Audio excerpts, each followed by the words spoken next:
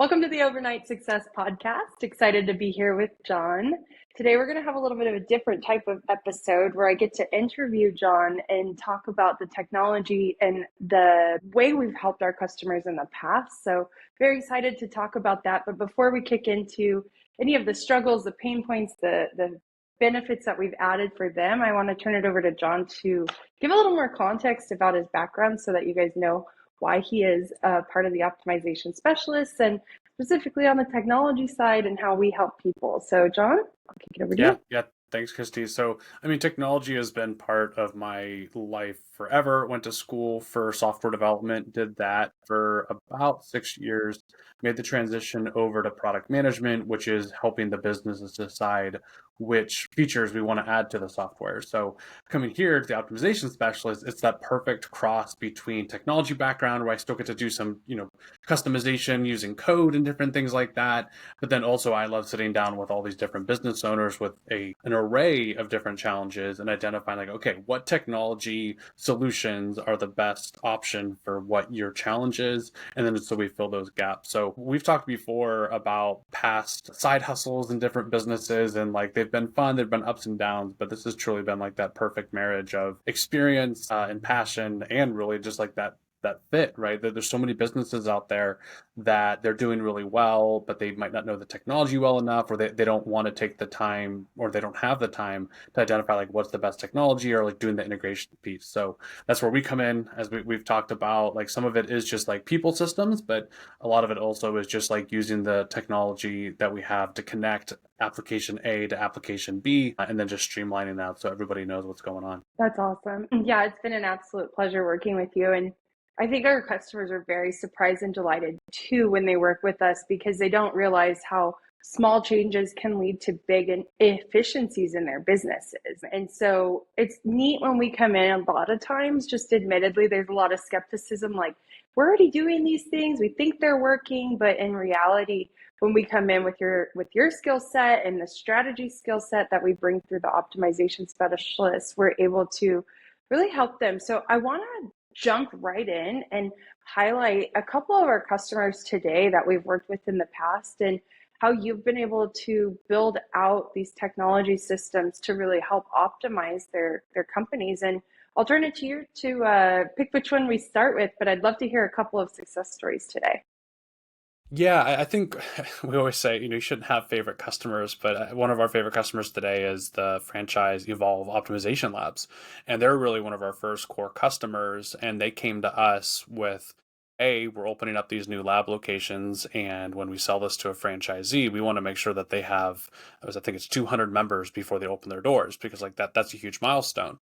And they're looking at all these different softwares that like they would always cover like 30 or 40% of what they wanted, but they couldn't really find like that end-to-end solution that would help them get that. They either that or there's just so much of a learning curve that like they didn't have enough time to do that. And so when we showed them the optimization toolkit, they're like, this is exactly what we've been looking for. And so that was really exciting. I mean, as any business owner, if your solution solves their problem, like that's always really exciting. But we were able to build that out so we don't do the ad side of things, so that they had an ad company and then they would send them to a landing page that we helped build, and then we kind of nurtured all of those different leads. So I think in the beginning they were raffling off essentially like you could submit for a free day pass. So basically that there's huge power in just capturing a name and an email. We've all done it. We do it at the store that we go to and you get all the marketing emails. In this case, the goal was to convert them to a full-time member. And so between the good ads that got them to the landing page and then the nurturing sequence that we did, it was huge for them to get those number of members. And not only did we nurture them, but the team could go in and understand exactly what the status of each of those leads was. It was also cool because we integrated with their gym software, so when they fill out a waiver in our system, we already captured their name, email, address, and all that, and they wanted that in their gym software. So we just sent those details over the gym software, because we've all been there where you fill out form A and then you go up to the front desk and they ask you the exact same questions because they have to retype that information into another systems. There was no double checking on that. We gave them the ability to send a link to that waiver, straight to the contact. So again, like you don't really need the iPad right there. You don't need the paper forms. Like we try to basically cut out as much manual work as possible. So that was really cool. And then on top of that, they were able to create kind of dashboards and identify the type of demographics that are converting. As we tweaked the system, we could understand what converted more than others. So it was really cool. I'm a data junkie at times, and I know like working with Evolve, they really got a lot of value out of that. So there's in this world of AI where you're just like, hey, automate the communication. Okay, cool. But I want to understand what's going on with the communication and what's working, what's not working. So that was great. And then when they're expanding into different locations, that's when we kind of brought in the project management side. And so we got them into ClickUp.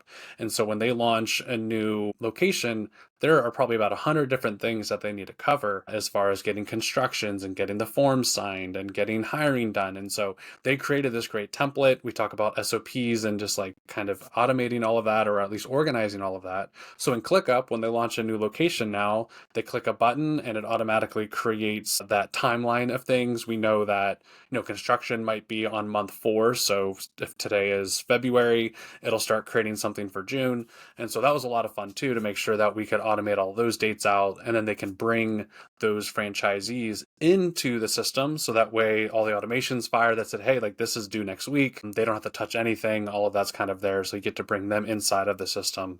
And they're also using it now to host some of their training materials. And so they have their entire operations manual inside of there. You can search it using the AI brain inside of ClickUp. And then if they want to do different tasks or just add training, all the employees kind of have access to that. So it was truly like, hey, can we do automated communication? That was like the intro to it.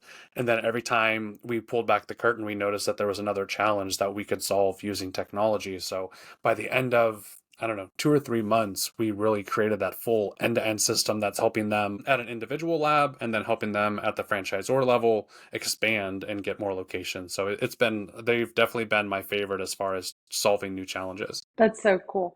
Well, you touched on several things there, and I'm going to try and double tap on a few of them. So the really neat thing here is when we look at the customer success story here, you were able to say, hey, you haven't used our system before, but I'm going to help you build this so that it's custom tailored to you. You're not spending the time learning this new technology. You're able to go out there and do what you're good at as the Evolve Human Optimization Labs, right? And I think that's what's most powerful, is that you're able to showcase, hey, in just a couple of months, you don't have to hire more people. We're actually going to streamline your processes, save you time. And there's testimonies on our website showcasing that we were able to save them about 8 to 10 hours a week. And I think it's probably gone up since then based on the work that you've done using ClickUp and using the toolkit. So it's really neat to see how coming in as an expert, but also as a third party, because I think sometimes when we are in the business, we get stuck in the weeds, right? And so having a third party technology specialist come in, you've been able to strategically partner with them and then give them what they need and from the outside. So you have a different lens. Could you maybe talk to that a little bit too? I think it's a really unique perspective when we start talking with other customers, and how working with Evolve, having that third party approach really helps support them best. Yeah, I mean, I kind of noted it where we were saying like, hey, we just need the communication piece automated. But then as we learn more about their business, but a lot of times they get stuck in this is the way we've done it, like it works well enough, do we really want to change it? But then we're like, well, what if we could just eliminate that step altogether, because we know, a lot of the stuff we do is like trigger and action. So based off of when this happens, then do that. And so we were able to use the technology to identify, when a member signs up. So when somebody signs up in their gym software, and then they just invested $100 or whatever a month that it is, like we want to make sure that we nurture that so that they don't quit. And we kind of just reinforce the fact of like, hey, you just gave us some money. Here's all the benefits of the lab, just to kind of like remind them why they did that. And so that was something that definitely was not part of the original scope. They weren't worried about the new members. They were worried about converting members or converting leads to members. But then when we talked about it, it's like, hey, yeah, let's send the waiver data back and forth. Or when they sign up, let's, send them the thank you note and or ask for a Google review or all those different pieces. So I really enjoy doing that, and being in technology so long, I've I can't tell you how many different pieces of software I've used. So like I know what some of those experiences look like. Now, admittedly, sometimes those are custom coded and they're built specifically for a thing. But the great thing about like the toolkit and using software like Zapier or Make allows us to kind of emulate what somebody would do from a custom perspective. And so there's been a lot of times we've probably made things, I've made software do what it wasn't originally built for. And it might not be as clean as if I was a custom developer and could build you an entire screen that does very specific things. But we get you close enough that rather than you having to export and drop it into a spreadsheet and do all this math on it, like we can give you real-time data like as close as we can and get that feedback and do all those things. So it's been a lot of fun trying to figure that out along. That's awesome. Yeah. And I think it's really cool how you've been able to help them overcome those pain points. I would be curious if there's another company that you want to talk through that you've helped identify. They came in, they started talking with us about their primary pain points, and then how you navigated, hey, yes, we can solve that, but as we're in there and as you're growing and you're scaling, now there's even more that we can help solve. So could you share a story of another customer that has come through the door that you've helped overcome their pain point? Yeah, originally I was thinking of one in the home services space, but another great example, and this is more of a brick and mortar company, is So Fabulous. They're an alterations company here in Charleston. Inside of the toolkit, typical CRMs are used for pipeline tracking sales, right? So a lead comes in, you book a call with them, and the goal is to get them to be sold, is to close the deal. But we used it more to track their orders for alterations. So they had all of these paper tickets all on all these like 10 different racks inside of the building, and somebody would call up and be like, hey, I dropped off my pants to be hemmed 2 weeks ago, what's the status? They'd have to go and look at all these racks because there was no real organizational system. So that was kind of where we started. And so now, like inside of it, somebody can call in, you type in their name, you know exactly what the status of that is. Like, hey, actually, you dropped this off last Friday. It wasn't 2 weeks ago, it was last Friday. And we have a 3 to 4 week wait period right now. And then also, we automated it so when it is ready for pickup, we can automate that communication because they would be dealing with a lot. And then when we're in there and you start kind of showing what's possible with technology, that was where the owner, Angela, she's like, hey, every Monday we have all these calls coming in because people want the status of their of that alteration. Is there any way that we could just like keep them updated, or just a friendly reminder of like, we still have your alteration, keep in mind that our current wait time is 3 to 4 weeks. So at the time I'm like, I don't know if I can do that, but give me some time and I'll figure it out. And then we identified a way to basically every Monday, all the people that have their alteration inside of the store, they get an email Monday morning that just says, hey, we haven't forgot about you. This was the date that you dropped it off, and it's on average 3 to 4 weeks. So those are where you start off with, again, the very high level of I want to automate communication and like track orders, and then every time you show what's possible, either the business owner will think of things, or in this case we thought of some other things. Then at the very end of that, we ask for a Google review, which is incredibly powerful, right, from Google rankings and everything else. And from time to time, she'll come up with different things. And before, she did not have a newsletter, but now that she has all of those contacts in one spot, that's really good. The other challenging thing was they do have a POS system, and that's where they kind of track some of the payment side of things. But we were able to integrate with that to make sure whether they signed up to bring an alteration, we automatically add them to that POS system. So that way they don't have to, again, retype in the information. They can just search for them. Or if they make a sale at the store, we automatically add them to the CRM. So that way we can market to them in the future. And then also, again, tracking that order from drop off to pickup. It's incredible. And so what I'm hearing is that you've been able to help eliminate manual tasks, create better communication through automation, and it's definitely had an impact on the team.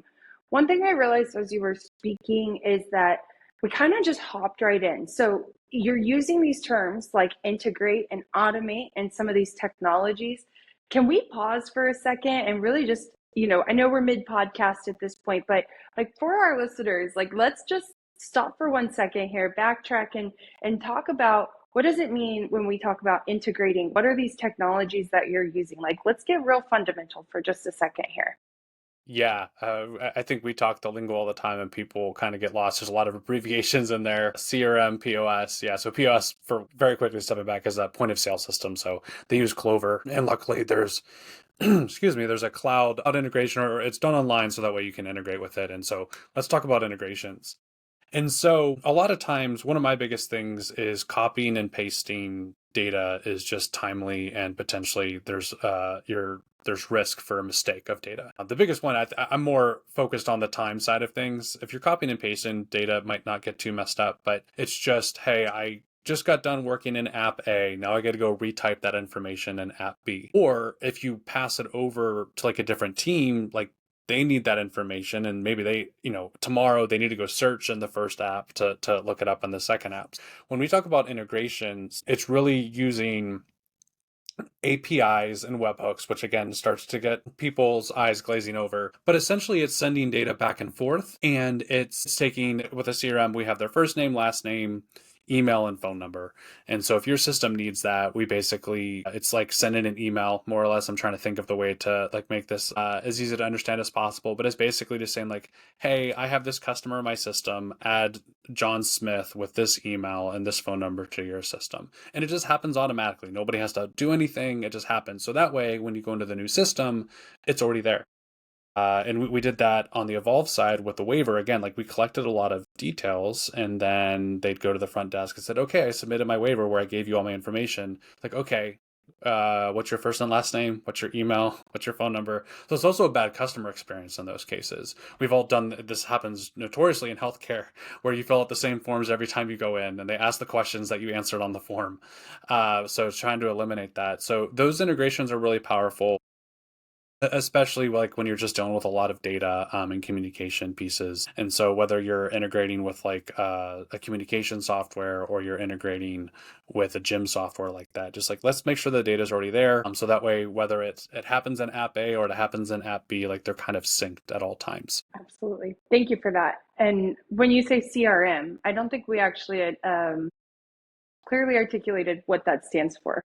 Yeah, not in this episode. So if this is your first time listening, CRM, like we talk about this a lot. Optimization Toolkit is our CRM, but it's customer relationship management. And there's definitely a million different CRMs out there, all these different flavors. I mean, the most basic of CRMs is a spreadsheet, or like your Google Contacts, right? That's kind of a CRM, but to me that is a contact list, where to me, when you start stepping into that CRM space is when you get that management side of things. So that might just be as simple as a pipeline to understand like, hey, this lead showed interest and we're trying to work them through 4 steps to, close a sale. But also it's just managing or tracking the communication and just everything about that client. We've talked before that a client might not be ready to buy today. Maybe they're ready 6 months from now.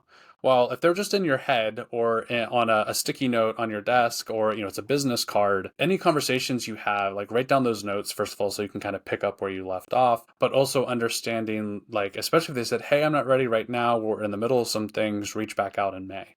Okay, so you could potentially do like a reminder in your Google Calendar, but like it's really good if you can take care of that in your CRM, especially if you have a team. As a business owner, like if you can lean on your team more, and again, do it all through technology, that you don't have to like go up to John's desk and be like, hey, I got this new lead. We need to follow up with them on May 1st. Can you write this down? Do all this? Like, no, like just they're already in your CRM. Everybody has access to view all of those clients. Like it's all in one central location. And on the sales side of things, or on the team side of things, if somebody's out and you need it, like you're a day away from closing a deal, and like you need to pick up where the communication left off, having those text messages and emails all tracked through that CRM are really critical too. So yeah, CRM is more than just a contact list, and you can go one level up or you can go 10 levels up. And that's to the point when we work with clients, some of them want that level 10, some of them want the level 2. We work with you wherever you are, but just making sure that you have some type of CRM out there, I think is critical. So that way things don't fall through the cracks. Some of those leads that fall through the cracks could have been worth thousands or tens of thousands of dollars. And just because you don't have a CRM that costs $100, $200 a month, like that ROI is huge. So having just that basic piece of software can really help increase your revenue, and just make it easier on the team to understand what's going on with all of your different leads and customers. Yeah, 100%. Thank you for that. And so I guess the question that I have now, kind of piggybacking off now that we're educated in the lingo, and then understanding some of these pain points that we've helped other customers with, and really from that people management to production management with both Evolve and So Fabulous, how would another customer or potential lead for us, how would a small business owner, maybe is a better way of phrasing it, know that they need a system overhaul? Like, what really triggers someone to say, hey, I don't think my systems are working at their full capacity, or I have these disjointed technologies? What really sparks that, would you say? Yeah, I mean, there's a handful of things. I think a lot of it is evaluating your current technology and understanding, hey, I bought this a year ago and they had all these bells and whistles, but I'm really only using the basic, like the 10% of it. I think that's kind of an indicator looking at all your applications. But really, it's understanding how your team is working together and how the workflow is going. So when we work with teams of like what, 5 to 25, it's really understanding, like, are they able to do their job as much as possible, or are they getting stuck in all the different technologies and updating the things all the time, or you always stuck in meetings because you don't know the status of something? That's where project management would come in. Like, you want to make sure that technology is not your bottleneck. It's really more of the tool, and it's the accelerator of your business. And so for one, a system that you created 2 years ago is almost guaranteed to be out of date today, because your business should be growing, right? If your business isn't growing, that's a whole other conversation. But if your business is even growing 10% year over year, then your systems today are going to look different than what they did 2 years ago. So to begin with, like, when is the last time that you did an audit on your system? And if it's more than a year or 18 months ago, then it's definitely time to do that. But I think it's also sitting with a team and just saying, hey, like, I hired you to do this thing, like, you're really good at it. How do you feel? How much of your day do you think is spent doing that versus like status updates and chasing down communication and items like that? Because your team will let you know. And we were both reading that book, what is it, Reset by Dan Heath, and he talks about just how much progress makes a huge difference in employees' lives. And so if they feel that they come in, we've all been there, like you get done at the end of the week, like, what did I actually accomplish this week? That is not good, both as a business owner, because you're like, hey, what am I paying you for, like, if there's not progress? But as the employee themselves, they want to feel like they're making an impact. If you have a good team, nobody on that team is just hoping to like twiddle their thumbs all day or all week. So making sure that the tools are empowering them to do their best work, and if they're not, doing that audit and then potentially leading into an overhaul can be really impactful for the business. Percent. And I would say too is, again, it's sometimes challenging to do an audit, a true audit, or get true feedback if you're inside the business. So we do offer a technology audit, and I was going to speak to that, but I think I can turn it to you of like, what does that look like? If somebody came to our website, the optimization specialist stopped, and they came and they wanted to do a tech audit with us, what do we walk them through, and how do they start to see success? Because I'm a big proponent of, sometimes it's challenging to see. The analogy is, you can't read the label if you're in the jar. So you have to get that 30,000 foot approach. And we're able to do that with customers all around the world. We work with people virtually. So if they come to our website, again, how does that look for them, and how do we walk them through milestones of success? Yeah, I mean, honestly, this is my favorite part of what we do, because I get to learn a little bit more about behind the curtain of what these different businesses are. But that's essentially it. Is we're gonna, before you come on, we're gonna make sure we understand like which apps you're using today. At this point, I recognize most of them, or if not, I can do a quick Google search and understand like what the basic concept of it is. And so I want to identify duplication between apps, because that's kind of a wasted cost. And then also understanding how well they're integrated with each other. So those are the two big things we're looking at, is like duplication, functionality, and just making sure that the data is syncing across them. But then we want to understand your workflow. So there's like technology, right, of like what piece of software do you want, and that's the big part of it. But it's also just understanding your business, because there's some businesses that need a certain type of software, but then other businesses that don't. And so maybe, again, there's amazing marketers out there, and they sold you on this piece of software that has all these things, but really you could accomplish that in a much less expensive piece of software. And so we'll kind of help you out there. Or maybe we can combine two pieces of software into one.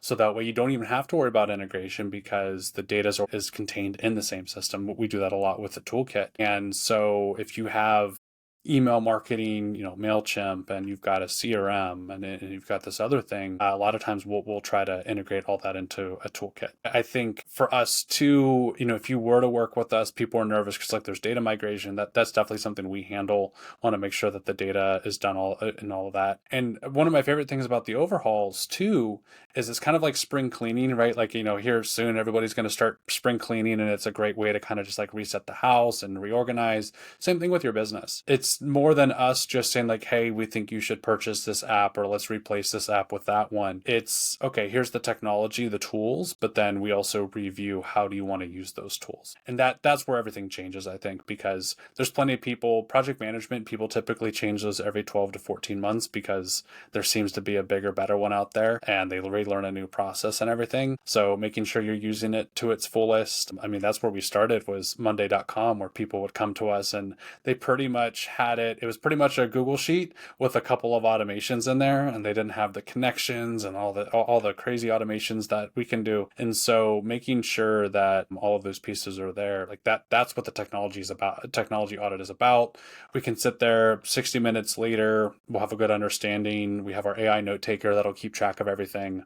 And then afterwards, we give you a list of recommendations, whether that's, hey, did you know that you could combine these two apps? Or, hey, with your business, this app would be huge for your business, and this is kind of how it works, and it can integrate. And so it kind of gives you that final blueprint of where you could go.